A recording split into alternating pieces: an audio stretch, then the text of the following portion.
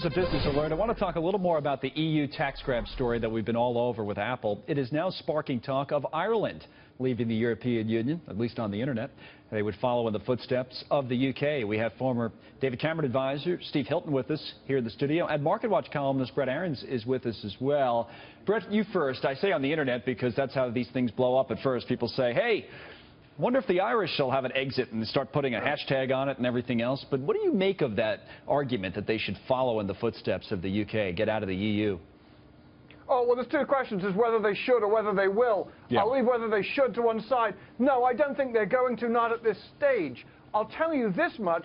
This is a golden opportunity for the UK. People were wondering, a lot of people were wondering why Britain left the EU, and voted to leave the EU, and particularly a lot of sort of educated, intelligent people were. And it's stuff like this. Brussels is very heavy-handed. It can be very stupid. If Theresa May is smart, she will unveil plans basically to have a 0% corporate tax rate for the UK, and she will attract a lot of businesses who are fed up with stuff like this.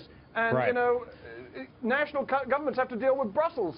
Now, when Brent talks about stuff like this, Steve, we've been talking about this story all week because it is fascinating in many ways what has happened with Apple and Ireland, because you have those two entities, the company and the country, on the same side of this. Right. So that leads to this discussion about Ireland and its future inside the European Union. It is a low-tax country, certainly. That's why companies operate there. But would it operate well on its own again?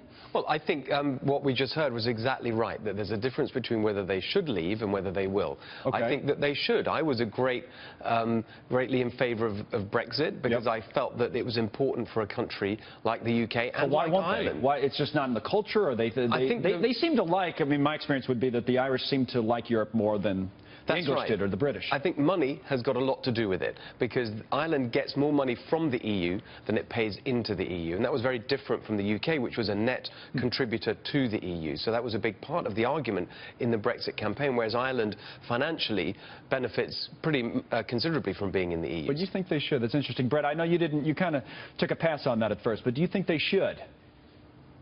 Well, that's maybe. I'm sorry. I'm sorry. I know. No, it's fine. I know on TV I'm supposed to say I was just gonna, yes or no, because not. if I made you do that, I'd only be criticizing myself, because that's what people say about us. We're open to having a discussion. Maybe's fine. Go ahead.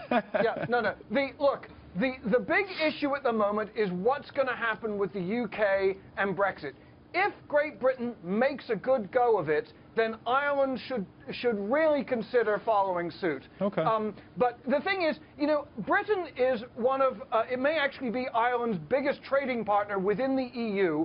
So, to a large extent, what Ireland should do is going to, if you're Irish, you should wait and see how things play out for the UK. But definitely consider it. I mean, I got to tell you, I think, you know, Greece should have left the euro years ago.